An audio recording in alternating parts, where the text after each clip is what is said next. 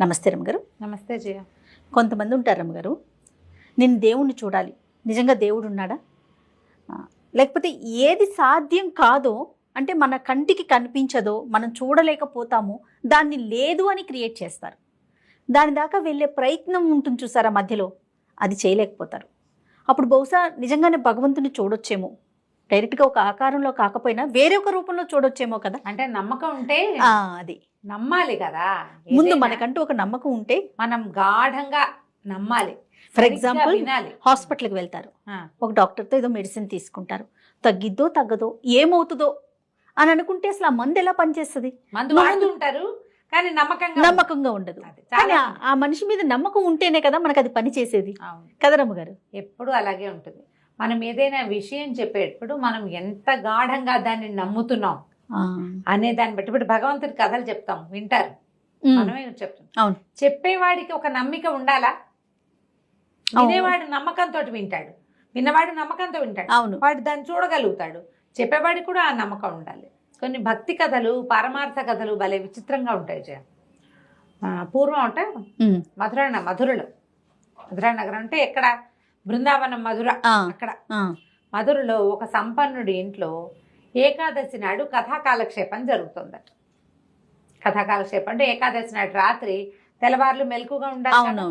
అయితే ఆ పూట ఒక ఆయన భాగవతం చెప్తున్నారు, భాగవత గాథలు. అయితే అదే సమయానికి ఇంతమంది సంపన్న గృహస్థు, ఇంట్లో ఇల్లంతా వెలుగు, చాలా మంది జనాలు చేత బయట బళ్ళు గిళ్ళు ఉండేసరికి ఒక దొంగవాడు, భగత్ అతని పేరు, ఆ భగతుడు అనే దొంగ ఆ ఇంట్లోకి ప్రవేశించాడు. ప్రజలంతా చాలా ఉత్సుకతతోటి తదేక ధ్యానంతో భాగవత కథలు వింటున్నారు. ఈ దొంగవాడు వస్తువులు ఏమేమనే సంగ్రహం చేయటం కోసం చూస్తూ వాడు కూడా ఈ కథ విన్నాడు. ఆ కథలో ఆయన ఏం చెప్తున్నాడు, యశోదాదేవి పిల్లలిద్దరిని నిద్ర లేపింది. ఒకడు నల్లవాడు, ఒకడు ఎర్రవాడు. నిద్ర లేపింది. అక్కడి నుంచి బాలకులంతా వచ్చారు. గోపబాలుడంతా చక్కగా తయారయ్యి చద్దెన్నాలు పట్టుకుని వాళ్ళకి తగిన నగలు ధరించి అందంగా అలంకరించుకుని గోవులు తోలుకుంటూ కృష్ణుణ్ణి బలరాముణ్ణి పిలుస్తున్నారు. రండి రండి, మీరు రాకపోతే దేవాలయం గోవులు నడవు, కృష్ణ నువ్వు రాకపోతే ఎట్లా, నువ్వు మురళి పోదకపోతే కుదరదు, ఏది నీ సువర్ణ మురళి ఎక్కడుంది తీసుకురా అని పిలుస్తున్నారు. పిలుస్తుంటే యశోదాదేవి పిల్లలిద్దరిని లేవదీసింది, అక్కడి నుంచి స్నానాలు చేయించింది. ఆ తర్వాత చక్కగా చెరుకో పంచా కట్టించింది, పట్టు పంచలు కట్టింది, మెడ నిండా నగలు, తర్వాత ఏమో కొప్పున ఒక ఇది చుట్టి నెమలి కన్ను పెట్టి ముత్యాల సరాలు వెళ్లాడేసింది. దగాయమానంగా ఉన్న నగలతోటి కృష్ణుడు బలరాముడు వెలిగిపోతున్నారు. వెలిగిపోతున్న ఇద్దరు, బంగారు మురళి తీసుకున్న కృష్ణుడు, బంగారు పొన్నుకర్ర ధరించిన బలరాముడు చక్కగా గోవులు తోలుకుని వెళ్తున్నారు బృందావనం వైపు. ఈ దొంగ అంతా వింటున్నాడు. వాడికి బంగారం బంగారం బంగారం వినిపిస్తున్నాడు, అనర్ఘరత్నాలతో ఉన్న వస్తువులు. అంతకుముందు గోపబాలుడు కూడా అలంకరించుకున్నారు నగలు శక్తి అనుసారం. వాళ్ళ దగ్గర కొన్ని ఉన్నాయి. వీళ్ళమ్మే వాడికో పట్టు పంచ, వీడికో పట్టు పంచ కట్టింది. పట్టు పంచలు కట్టగలిగే అంటే నగలుంటాయి వాళ్ళ ఇంట్లో. అవును కదా కదా. పైగా వీళ్ళు ఏమైనా పెళ్లికి వెళ్తారా, పేరెంటానికి వెళ్తున్నారా, గోవులు గాయడానికి వెళ్తున్న పిల్లలకి పంచలు కట్టి పట్టు పంచలు కట్టిందంటే నగలు మంచివి, బోళ్ళు నగలు ఉన్నాయని చెప్తున్నాడు. ఆభరణాలు ఇన్ని ధరించారని చెప్తున్నాడు. అంతా విని ఈ ఇంటి వెనకాల ఆ ఇంటి వెనకాల పడ్డం ఎందుకు, వాళ్ళు ఎవరో పిల్లల గురించి చెప్తున్నాడు కదా, వాళ్ళు ఎక్కడుంటారో కనుక్కుని అయ్యవారిని కనుక 2 నెలలేసి కనుక్కుంటే పోయి వాళ్ళ ఇంటికి వెళ్ళి తెచ్చుకోవచ్చు. ఓహో, వాడి తెలియదు. విన్నాడు విన్నాడు విన్నాడు మధ్య మధ్యలో కథలోకి వెళ్ళిపోతున్నాడు, ప్రవాహంలోకి. గోవులను ఎట్లా తోలుకెళ్తున్నారు, ఎట్లా ఆడుతున్నారు, ఎట్లా కాళీ మర్దనం చేశాడు, ఏమిటేమిటేమిటో అంతా ఊగాడు నిద్రపట్టి ఈ ఇంటి నుంచి ఒక్క వస్తువు తీసుకోవాలి. కాస్త కునుకు పట్టేసరికల్లా 3:30, 4 అయిపోయింది. సరే లేచాడు. 4 అయ్యేసరికల్లా అయ్యవారు కూడా లేచి బయలుదేరాడు. అయిపోయింది కదా, అయిపోయిందిగా. అక్కడి నుంచి ఈ దొంగ భగతుడు ఏం చేశాడు, అయ్యవారు నడిచిపోతుంటే ఆయన వెనకాల పడ్డాడు. ఆయన 2-3 సందులు తిరిగి ఇంట్లోకి వెళ్ళంగానే ఈ దొంగ కూడా వాళ్ళ ఇంట్లోకి పోయాడు. ఏమండి అయ్యగారు, మీరు ఇందాక చెప్తున్నారే మరి వాళ్ళెవరో 2 పిల్లల గురించి బోళ్ళు నగలు పెట్టింది వాళ్ళమ్మ, పట్టుపంచలు కట్టిందన్నారు, ఒకడికి బంగారు మురళి ఉందన్నారు, ఇంకోటికి బంగారు పొన్ను కర్ర ఉందన్నారు. ఆ కర్ర ఆ మురళి తెచ్చుకున్నా మన బతికెళ్ళిపోతుంది. వాళ్ళు ఎక్కడున్నారు, ఆ దారి ఏమిటో, వాళ్ళ ఇంటికి వెళ్ళే దారి ఏమిటి, పోనీ వాళ్ళు వెళ్ళే దారి ఏది, వాళ్ళు ఏ దారిలో వెళ్తారు. ఇంటికి వెళ్తే బాగోదు, పెద్దవాళ్ళంతా చూస్తారు, మళ్ళీ గొడవ అవుతుంది. దారిలో వాళ్ళని ఎక్కడో చోట దారికి వచ్చి పట్టుకుంటా, ఆ పిల్లలు ఎక్కడుంటారు, ఎక్కడికి వెళ్తున్నారో చెప్పండి అన్నాడు. ఈయన నిర్ఘాంతపోయాడు. ఏమిటి పురాణ పురుషుల్ని ఎక్కడుంటారని చెప్తాము, అదే కదా. సరే ఈయన ఏమన్నాడు, బృందావనం ఉంది కదా అక్కడ ఉంటారన్నాడు. బృందావనం వెళ్తున్నారు వాళ్ళు, బృందావనంలో వెనక్కి తాటితోపులు ఉన్నాయి కదా, అక్కడికి గోవులు కాచుకోవడానికి వెళ్తారు అని ఆ పిల్లలిద్దరూ అని చెప్పబోయాడు. అవన్నీ చెప్పకండి, వాళ్ళు ఎక్కడికి వెళ్తారో చెప్పండి, వాళ్ళు మిగిలిన కథ అంతా నాకు అక్కర్లేదు. నాకల్లా నగలు ధరించినటువంటి 2 అబ్బాయిలు, ఒక నల్లవాడు ఒక ఎర్రవాడు, వాళ్ళే కావాలి. మిగిలిన వ్యవహారం వద్దు, మిగిలిన వాళ్ళంతా వద్దు మనకి. వీళ్ళ దగ్గరే పోలేనండి. ఇంతకీ వాళ్ళకి ఏమేమి వేసుకుంటారు, వాళ్ళ ఒంటి మీద ఏమేమి నగలు ఉంటాయంటే ఈయన మెల్లిగా పుస్తకం తెరిచాడు. తెరిచి వీళ్ళకి చేతులకి ఇవి ఉంటాయి, కేయూరాలు ఏమంటారు దాన్ని, మన కంకణాలు, చేతులకి 2 చేతులకి కంకణాలు, అక్కడి నుంచి వేళ్ళకి ఉంగరాలు ఉండి, ఉంగరాల నుంచి కంకణాలకి గొలుసులు ఉంటాయి. చిన్నపిల్లలు కదా, ఉంగరాలు పడిపోతాయి, అందుకని దీని నుంచి దీనికి గొలుసులు, అక్కడి నుంచి దండ కడియాలు, పైకి కడియాలు ఉంటాయి. ఆ కడియం కాకుండా ఇట్లా కుచ్చు ముడేసేది వెనకాల కడతారు. అక్కడి నుంచి ఈ కొప్పు వేస్తారు కదా, కొప్పుకి ముత్యాలు వేళ్లాడుతూ ఉంటాయి. చెవులకి కుండలాలు ఉంటాయి, మకర కుండలాలు ఇద్దరికి. మెడలో పైకి ఒక మాలుండి, కిందకి నల్లబ్బాయికి కౌస్తుభమణి ఉంటుంది, ఇంత మణి నల్లవాడికి ఉంది, వాడి కుండల మీదే ఉంటుంది అది. పొడుగాటి ముత్యాల హారాలు, ఈయన ఒంటి మీద ముత్యాలు కనపడతాయి నల్లబ్బాయి మీద. ఎర్రబ్బాయి మీద ముత్యాలు పెద్దగా కనిపించవు, ఆయన కొంచెం తెల్లగా ఉంటాడు, అందుకని ఆయన మెడలో రత్నాల హారాలు ఉంటాయి. కాళ్ళకి కడియాలు ఉన్నాయి, కింద పాంజేబులు పైన కడియాలు. నడువుకి దట్టి ఉంటుంది కదా, దట్టికి కూడా మొలనూలు కూడా బంగారపు మొలనూలే వాళ్ళవి అని చెప్పాడు. అవన్నీ చదివి చెప్పాడు. తలలో పెట్టుకునేవి కూడా ఇంకా ఏమిటో, ఆ తలకి ఇంకా ఏమిటో ఉన్నాయి, అన్నీ బాగానే ఉన్నాయి. మురళి బంగారు మురళి, బంగారు పొన్ను కర్ర.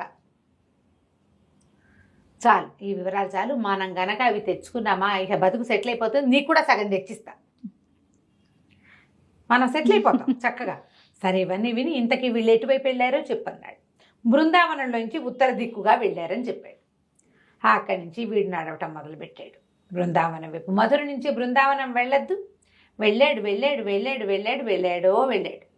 వెళ్ళిన తర్వాత సరే మొత్తానికి బృందావనం లోపలికి దారి తీస్తే ఓ పక్క నుంచి యమునా నది సన్నగా పారుతూ వెళ్తోంది. చీకటి పడిపోయింది, రోజంతా నడిచాడు. చీకటి పడ్డాక ఆ బృందావనంలో ఏవో చెట్లున్నాయి రకరకాలు. ఆ యమునా నది తీరాన ఓ చెట్టు ఎక్కి కూర్చున్నాడు. వాళ్ళు చీకటి పడ్డాక వస్తారనుకున్నాడు, లేదా తెల్లారేకి వస్తారు, మనం ఇప్పుడు పడుకుంటాం, రేపు పొద్దున్నే వస్తారు. గోవులు తోలుకునేది పొద్దుట, సాయంత్రాలు రారు కదా, పొద్దున్నే వస్తారు. సరే, చెట్టు ఎక్కితే కొంచెం మాగన్నుగా నిద్రపడుతుంటే ఎక్కడి నుంచో మురళీగానం వినపడుతోంది. వచ్చేసారు అనుకున్నాడు. అది రాత్రి స్పృహ లేదు, ఆ స్వరూపాల్లోకి వెళ్ళిపోయాడనమాట. ఇన్ని నగలు పెట్టుకున్న బాలకుమారులు ఇద్దరు, వాళ్ళ రూపవర్ణనలోకే వాడి బుద్ధి. వీళ్ళు చూస్తూ ఉంటే దూరం నుంచి ఆవులు, ఎవరెవరెవరెవరో ఇంత పిల్లలు, వాళ్ళ మధ్యలో పెద్ద మణిహారంలో కౌస్తుభమణుల్లాగా వెలుగుతున్నారు ఇద్దరు. నల్లటి వాడు ఒక 9 ఏళ్ల వాడు ఒకడు, ఓ 10 ఏళ్ళు ఉంటాయి ఇంకొకడు, తెల్లగా ఎర్రగా మెరుస్తూ. చేతిలో ఓ కర్ర ఉంది వాడి చేతిలో, ఈ చిన్నవాడి చేతిలో ఓ మురళి ఉంది, ఆ మురళి ఊతున్నాడు. వాళ్ళు తన కింద నుంచే వెళ్తున్నారు. వీడు అట్లా మైమరిచి చూస్తూ ఉన్నాడు. చూస్తుంటే ఆభరణాలు కనపడుతున్నాయి, ముత్యాల హారాలు, వజ్రాలు, ఏమిటో బంగారం, చెవులకేవో కుండలాలు, ఉంగరాలు, కంకణాలు, కడియాలు. నడుస్తుంటే గల్లు గల్లు గల్లుమని పాదాల చప్పుడు వినపడుతోంది. మురళి, దానికి వాయిద్య ఘోష పక్కనున్న తాళంలాగా అవి, ఆవుల గిట్టలు, గోధూళి, ఏమిటో కిలకిలమని నవ్వులు. ఇక అసలు ఒక మైమరిచిపోయాడనమాట. వచ్చేస్తున్నాయి దగ్గరికి. బాగా దగ్గరికి వచ్చాక చెట్టు మించి దూకాడు. దూకి ఆపాడు. ఏ అబ్బాయిలు మీ ఒంటి మీద ఉన్న నగలు ఇవ్వండి. మేము ఎందుకు ఇవ్వాలి, మేము ఇవ్వమన్నాడు నల్లవాడు. ఇవ్వమన్నాడు. మా నగలు నీకెందుకు అన్నాడు. కాదు నాకు కావాలి, నగలు కావాల్సిందే, ఇవ్వం, ఏం చేస్తావన్నాడు. కర్రను చూసావా, ఒక్క పెట్టు పెడతానన్నాడు. ఏది కొట్టు చూద్దామన్నాడు అబ్బాయి. ఈ దొంగ చెయ్యెత్తి ఇట్లా పట్టుకున్నాడు పిల్లాడు. పట్టుకునేసరికల్లా ఒక వెర్రెత్తినట్టు ఒక ఉద్వేగం వచ్చింది వాడికి. స్పర్శ తగిలేసరికి ఆ కృష్ణ స్పర్శ తగలంగానే వాడికి ఒళ్ళు జిగేల్మంది అనమాట. లోపల ఏదో వాడికి అప్పటిదాకా ఏముంది, ఈ వర్ణనలో ఒక మైమరుపు, చూసేసరికల్లా ఇంకో దాంట్లోకి వెళ్ళిపోయాడు. ముట్టుకునేసరికల్లా పూర్తిగా లోపల ఒక విద్యుత్ తరంగంలాగా ఉందన్నమాట. అది ఏమిటో తెలియటల్లా. అక్కడి నుంచి తీసుకో నగలన్నారు. ఇవన్నీ ఎట్లా పట్టుకెళ్ళను నేను అంటే, ఇదిగో పైబట్టని ఏం చేశాడు, దుప్పటి ఉంది వాళ్ళ భుజాల మీద, ఎక్కడైనా పరుచుకుని కూర్చోవడం కోసం కమ్మళ్ళు వేసుకొస్తారు, ఒక దుప్పటి లాంటిది, ఓ దుప్పటి పరిచారు. మొత్తం ఇద్దరు నగలన్నీ తీసి అందులో పోసారు. పొన్ను కర్ర, ఇంత పెద్ద కర్ర కాదు అది, కొంచెం అంతుంది, చేపాటి కర్ర, అదిలించటానికి బంగార పొన్ను ఉంది దానికి. అవన్నీ అందులో వేసి మూట కట్టి ఎత్తి భుజం మీద పెట్టారు. తీసిపో. వాడు ఆ నగల మూట పుచ్చుకొని వాళ్ళిద్దరికి వేసి అలా తెల్లమొహం వేసి చూస్తూ నడుచుకుంటూ వచ్చేసాడు. నగలు వాడికి కావాల్సింది. నడిచి నడిచి నడిచి నడిచి భాగవతుడి ఇంటికి వెళ్ళాడు. మర్నాడు ఇది ఇవాళ రాత్రి మాట్లాడాడు. తెల్లవార్లు నడిచి ఆ రాత్రికి వెళ్ళని చూశాడు. మళ్ళీ తెల్లవార్లు నడిచి కాస్త అటు ఇటుగా చీకటి పడుతుండగా అక్కడికి వెళ్ళాడు. వెళ్ళి ఆ నగలు చూపించాడు ఆయనకి. నిర్ఘాంతపోయాడు ఆయన. ఏమిటి, నల్లవాడిని తెల్లవాడిని నువ్వు చూసావా అంటే, చూశాను. ఇంతంత పిల్లలు, భలే అందగాళ్ళు, వాడి కన్నే కన్ను, వాడి నవ్వే నవ్వు, వాడి రూపే రూపు, ఇంతే ఉన్నారు. నువ్వు చెప్పినట్టే అవే నగలు. ఇదిగో పోనీ వీడు చూడలేదంటానికి నగలు కనపడుతున్నాయి సాక్ష్యం. బంగారపు మురళి, మిగిలిన వస్తువులు ఎవరి దగ్గర ఉంటాయి, ఒక మణి, అవి ఎంత ఖరీదు ఉంటాయని మొదట అడిగితే ఆయన కోట్లు చేస్తాయన్నాడు. అవన్నీ దగదగలాడుతూ కనపడుతున్నాయి. ఏది ముట్టుకున్నా ఒళ్ళు జల్లు జల్లు మనిపోతుంది. కాంతిపోయాడు. ఇవే మనకు కావాల్సింది, దీన్నేం చేసుకుంటా, ఇవెందుకు బాబు, నీకు ఇవి ఇచ్చిన వాళ్ళు ఎవరినో నాకు చూపిస్తావా అన్నాడు. నువ్వే కదుటయ్యా చెప్పావు అన్నాడు. నేను చెప్పా కానీ నేను ఎప్పుడు చూడలే, పుస్తకంలోనే చూసా, నిజంగా నేను చూడలేదు, నన్ను కూడా తీసుకెళ్ళాను. సరే పదన్నా. నగలన్నీ మళ్ళీ మూట భుజాన్ని వేసుకుని భాగవతుడు దొంగ ఇద్దరు కలిసి బయలుదేరారు బృందావనానికి. చెట్టెక్కి కూర్చున్నారు. ఇదిగో వస్తారు, అదిగో వస్తారు, అదిగో వస్తారన్నాడు. గంటలు గడిచాయి. అదిగో వచ్చేసారన్నాడు. వచ్చారు, మీరు కనపడ్డే. భాగవతుడికి ఏమీ కనిపించట్లా, దొంగకే కనిపిస్తున్నారు. అక్కడి నుంచి బాబు మళ్ళీ ఎందుకు వచ్చావో అని అడిగాడు నల్లవాడు. అడిగితే, నేను భాగవతుడిని తీసుకొచ్చాను, ఆయనకి చూపించడానికి వచ్చాను, నీ నగలు నువ్వే తీసుకో, నాకొద్దు, నగలు తీసుకో, నాకు అక్కర్లేదు, చూస్తే చాలన్నాడు ఆయన. నేను నిన్ను చూసా కదా, నేను నిన్ను చూశానడానికి సాక్ష్యంగా నగలు కూడా చూపించా కదా, నాకు అదే చాలు, మీ నగలు మీరు తీసుకోండి అని ఒక్కో వస్తువు ఎత్తి మెళ్ళో పెట్టాడు పిల్లలిద్దరికి. ఆ మురళి అబ్బాయి చేతికిచ్చి ఆ కర్ర పెద్ద అబ్బాయి చేతికిచ్చాడు. ఈ లోపల గోల్మని ఏడ్చాడు భాగవతోత్తముడు. నాకేమీ కనిపించట్లేదు, నేనెవరిని చూడలేకపోతున్నా, నువ్వెవరితో మాట్లాడుతున్నావో నాకు తెలియటం లేదు అని. పాపం ఈ దొంగ అడిగాడు, నువ్వు కనిపించట్లేదుట అంటే, సరే నా చేయి పట్టుకుని నువ్వు భాగవతుడు చేయి పట్టుకో అని చెప్పాడు కృష్ణుడు. పిల్లవాడి చేయి పుచ్చుకున్నాడు దొంగ. వాడిలోంచి ఒక అనంత విద్యుత్ ప్రవాహం ఆ భాగవతుడి చేతిలోకి వెళ్ళింది. అప్పుడు ఆయనకు ఆ జ్ఞాన నేత్రం తెరుచుకుని ఈ వ్యక్తుల్ని చూడడం మొదలుపెట్టాడు.